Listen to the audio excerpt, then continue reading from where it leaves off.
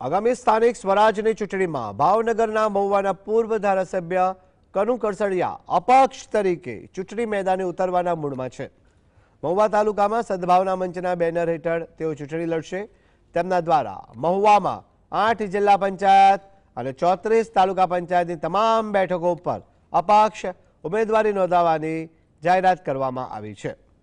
નોંધનીય છે કે 2010માં પણ સદભાવના મંચના નામે ચૂંટણી લડી તેમને સફળતા મેળવી હતી। ડોક્ટર કનુભાઈ કલસરિયાએ 2023માં કોંગ્રેસ પાર્ટી છોડી હતી, જ્યારે તે પહેલા તેઓ ભાજપ સાથે પણ જોડાયેલા રહ્યા હતા।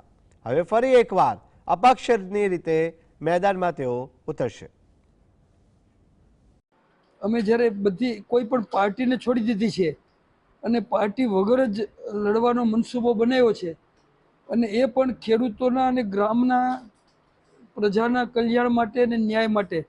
ત્યારે મહુવા તાલુકામાં 8 જિલ્લા પંચાયતની સીટ અને 34 તાલુકા પંચાયતની સીટ છે, અને એ તમામ સીટો ઉપર લડવાનો અમે સદભાવનાના મંચના નામથી લડવાનો નિર્ણય કર્યો છે।